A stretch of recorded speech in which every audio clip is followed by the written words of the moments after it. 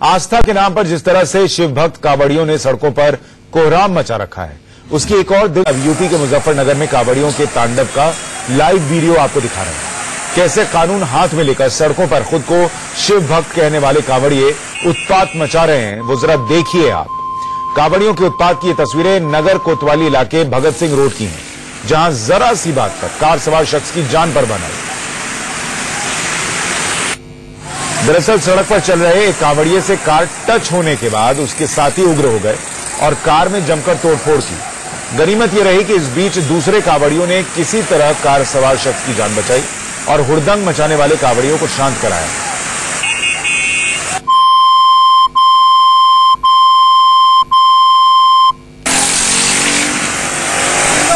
इससे पहले हमने कल भी देखा था कि दिल्ली में कांवड़ियों ने एक कार में तोड़फोड़ की थी और जमकर हंगामा किया था। अब सवाल यह है कि आखिर इन कांवड़ियों को कांवड़ यात्रा के नाम पर गुंडागर्दी का लाइसेंस कौन दे रहा है?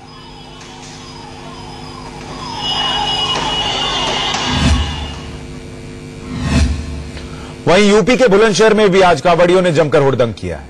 इन कांवड़ियों ने पुलिस की जीप पर हमला बोल दिया और उसमें तोड़फोड़ भी की। कांवड़ियों ने फिर मचाया कोहराम। पहले मारपीट, फिर पुलिस जीप पर हमला।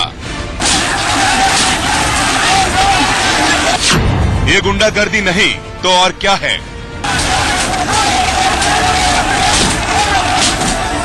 ये तस्वीरें यूपी के बुलंदशहर की हैं, जहां कांवड़ियों ने ऐसा उत्पात मचाया कि लोग सहम गए। इन कांवड़ियों ने यहां एक पुलिस जीप पर हमला बोल दिया और उसमें जबरदस्त तोड़फोड़ की। अब पूरा मामला समझिए। पुलिस के मुताबिक इस हंगामे के पीछे आपसी रंजिश का मामला है। दरअसल बुलंदशहर के किनौना गांव का रहने वाला पप्पू बिजली का मीटर लगाने का काम करता है। कुछ दिनों पहले उसका दीपू नाम के शख्स से विवाद हो गया था। दीपू का आरोप है कि पप्पू ने उसकी बहन के साथ छेड़खानी की थी, जिसे लेकर उसने पप्पू के खिलाफ पुलिस में शिकायत भी दर्ज कराई थी। इसी को लेकर पप्पू उससे बदला लेना चाहता था। उसने अपने कांवड़िए साथियों को इकट्ठा किया और सबके साथ मिलकर दीपू की पिटाई कर दी। मौके पर पहुंची पुलिस ने पप्पू को पकड़ना चाहा तो उसके साथी कांवड़ियों ने पुलिस जीप पर हमला बोल दिया।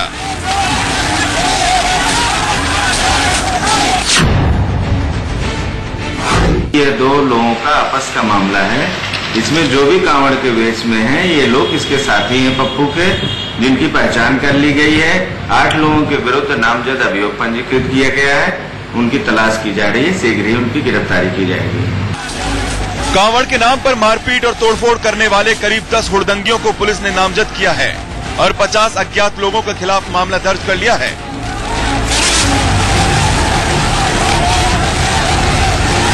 सवाल यह है कि कांवड़िया जैसी परंपरा के नाम पर ये गुंडागर्दी क्यों हो रही है? क्या कांवड़ियों के कपड़े पहनकर कांवड़ यात्रा पर निकलने वाले इन हुड़दंगियों को गुंडागर्दी का लाइसेंस मिल जाता है? जाहिर है पुलिस को ऐसे गुंडों से सख्ती से निपटना चाहिए। Bureau report, India news.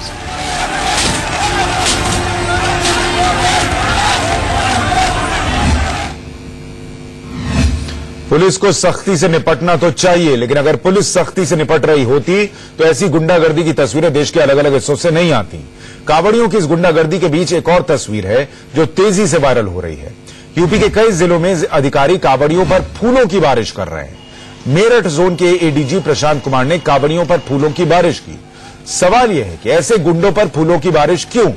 लोग कह रहे हैं कि इस पुष्प वर्षा से ज्यादा पुलिस को कानून व्यवस्था को सुधारने में मेहनत करनी चाहिए।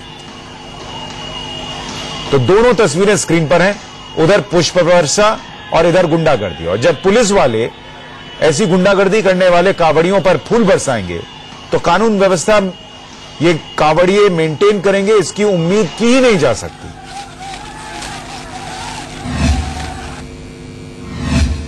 उधर राजस्थान में दिन दहाड़े बाइक सवार बदमाशों ने विधायक के दामाद पर ताबड़तोड़ फायरिंग कर दी। पूरी घटना सीसीटीवी में कैद हुई। तस्वीरें करौली की हैं, जहां सपोटरा विधायक रमेश मीणा के दामाद बबलू मीणा अपने साथियों के साथ बैठकर खाना खा रहे थे। तभी बाइक सवार बदमाशों ने उन पर पिस्तौल से फायरिंग कर दी। गनीमत यह रही कि विधायक के दामाद इस घटना में बाल बाल बच गए। इस दौरान एक शख्स ने बहादुरी दिखाते हुए बदमाश के ऊपर पत्थर फेंका, जिससे बदमाश भाग खड़े हुए। पुलिस ने इस मामले में केस दर्ज करते हुए बदमाशों की पहचान कर ली है और उनकी गिरफ्तारी में जुटी हुई है।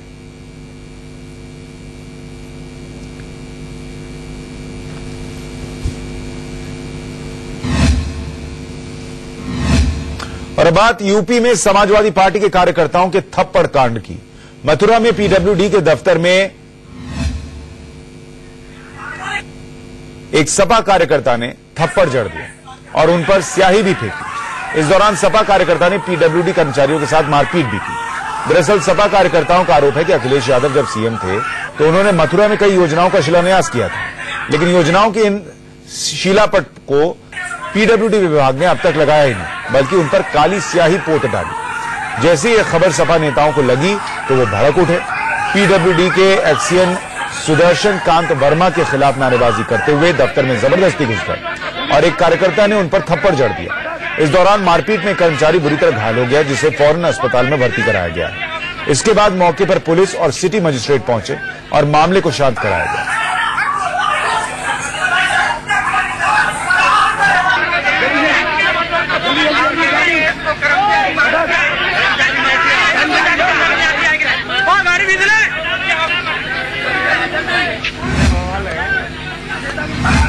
और अब आज की सबसे बड़ी खबर, आज राज्यसभा में उपसभापति चुनाव में 2019 का ट्रेलर साफ साफ दिखा। एनडीए के उम्मीदवार हरिवंश नारायण सिंह ने राज्यसभा के उपसभापति का चुनाव जीत लिया। आपको इस दिलचस्प चुनाव में जीत हार का पूरा गणित समझाएंगे और 2019 में उसके मायने भी समझाएंगे, लेकिन उसके पहले आपको दिखाते हैं वो तस्वीर जब चुनाव जीतने के बाद उपसभापति हरिवंश नारायण सिंह पहली बार अपने आसन पर बैठे। दिलचस्प यह रहा कि वो जैसे ही आसन पर बैठे उन्होंने सदन को स्थगित करने की घोषणा की। इस बात पर सभी सदस्यों ने इसलिए ठहाका लगाया क्योंकि आमतौर पर इस सत्र में बार बार सत्तापक्ष और विपक्ष के बीच टकराव को लेकर सदन स्थगित ही होता रहा है।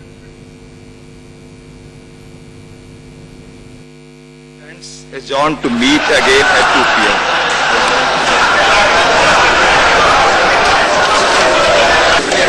House stands adjourned to meet again at 2 p.m.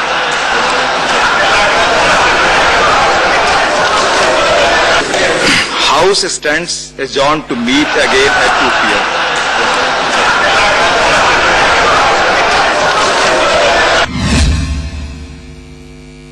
गौर मुरारी जी ने जब यह पद संभाला तो उन्होंने कहा था कि मुझे डर लग रहा है। वही हालत मेरी है, क्योंकि मैं इतने अनुभवी लोगों को जिनका संसदीय जीवन इतना अनुभव से भरा देख रहा हूं। पर यही मेरी ताकत भी है।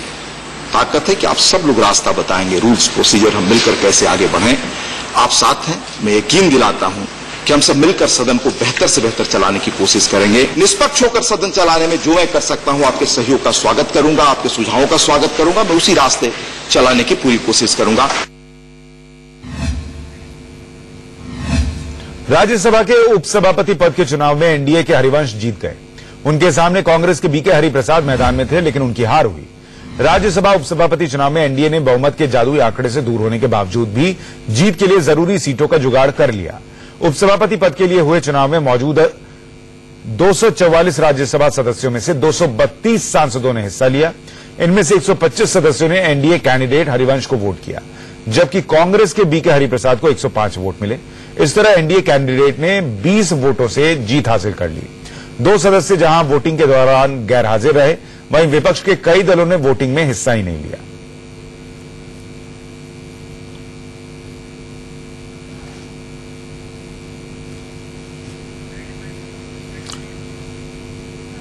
तो इसीलिए कहा जा रहा है कि विपक्षी एकता जो है वो यहां नजर नहीं आई। और हरिवंश कौन है वो भी आपके स्क्रीन पर है। जीत हासिल करने वाले कैंडिडेट के तौर पर तो उनकी पहचान है ही, लेकिन पत्रकारिता में भी उनका लंबा अनुभव रहा है। हरिवंश की जीत के बाद पीएम मोदी सदन में बोलने के लिए खड़े हुए तो उन्होंने कहा कि हरिवंश हमेशा से कलम के धनी रहे। मोदी ने कहा कि इस चुनाव में हरि के सामने हरि थे, लेकिन एनडीए के हरि की जीत हुई। उन्होंने मजाकिया लहजे में यह भी कहा कि अब सदन में सब कुछ हरि के भरोसे है। समाज कारण वाली दुनिया, उसका अनुभव एक है, राजकारण वाली दुनिया का अनुभव दूसरा है। एक सांसद के रूप में आपने सफल कार्यकाल के अनुभव सबको कराया है। लेकिन ज्यादातर ये सदन का हाल ये है कि जहां खिलाड़ियों से ज्यादा एम्पायर परेशान रहते हैं, और इसलिए नियमों में खेलने के लिए सबको मजबूर करना एक बहुत बड़ा चुनौतीपूर्ण काम है। लेकिन हरिवंश जी जरूर इस काम को पूरा करेंगे, और मुझे विश्वास है कि अब सदन का मंत्र बन जाएगा सभी हम सांसदों का, हरि कृपा। अब सब कुछ हरि भरोसे, और मुझे विश्वास है कि हम सभी उधर हो इधर हो सभी सांसदों पर हरि कृपा बनी रहेगी। ये चुनाव ऐसा था जिसमें दोनों तरफ हरि थे, लेकिन एक के आगे बीके था, बीके हरि, कोई ना बीके, और इधर थे इनके ऊपर आगे कोई बीके नहीं था। और अब आपको समझाते हैं कि एनडीए की इस जीत में किंग मेकर कौन था। दरअसल किंग मेकर थे बीजेडी, एआईएडीएमके और टीआरएस। बीजेडी के 9 सांसदों ने एनडीए उम्मीदवार को वोट किया। बीजेडी के 9 सांसद किंग मेकर की भूमिका में नजर आए। मोदी और नीतीश ने नवीन पटनायक से फोन पर बात की थी। उधर टीआरएस और एआईएडीएमके ने भी एनडीए उम्मीदवार के लिए वोट किया। अकाली दल और शिवसेना जैसे सहयोगियों को भी साधा। कई विपक्षी दलों ने वोटिंग में हिस्सा नहीं लिया और ऐसे में एनडीए के उम्मीदवार की जीत आसान हो गई।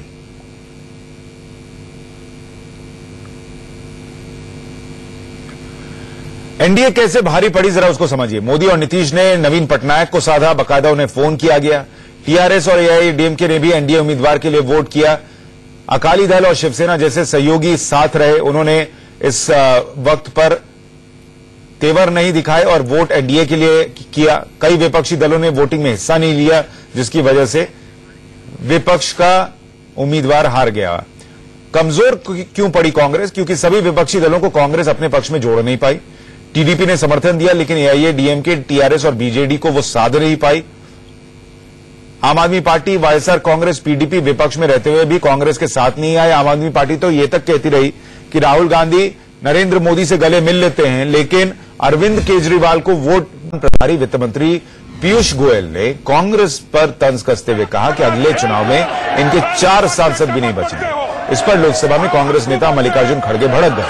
उन्होंने कहा कि जो पीयूष गोयल कभी चुनाव नहीं जीते वो सलाह न दे। जिसके बाद पलटवार करते हुए पीयूष ने कहा कि दम है तो मुंबई आइए और मेरे खिलाफ चुनाव लड़कर दिखाइए।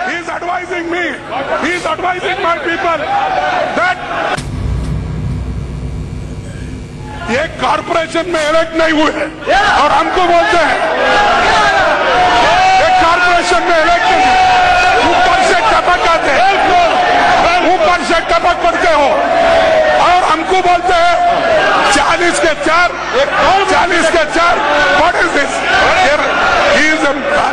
He never got elected and he is advising us. Sorry, he is a very senior leader. We all respect him, but I never imagined that he will be so frustrated with he will go down to such a level that he will start making personal allegations. And if he is very keen, I challenge him to come to Mumbai and stand in an election against me. Come to Mumbai, Kargezi, let you and I fight an election. और अब बात मराठा आरक्षण की आग में झुलसते महाराष्ट्र की। आरक्षण समेत कई मांगों को लेकर मराठा क्रांति मोर्चा ने आज महाराष्ट्र बंद बुलाया था, लेकिन इस बंद का कुछ खास असर नहीं दिखाई दिया। हालांकि तोड़फोड़ हुई, छिटपुट हिंसा की खबरें भी सामने जरूर आईं, लेकिन मराठा मोर्चा के सदस्यों ने शांतिपूर्ण प्रदर्शन की बात कही थी। मुंबई समेत 5 जगहों की तस्वीरें आपके स्क्रीन पर हैं। मुंबई में मराठा प्रदर्शनकारियों ने आंखों पर पट्टी और काले रंग का रिबन बांधकर विरोध जताया। वहीं पुणे में प्रदर्शन के दौरान 3 सरकारी बसों में तोड़फोड़ की गई। औरंगाबाद और लातूर में प्रदर्शनकारियों ने सड़कों पर टायर जलाकर रास्ता रोका।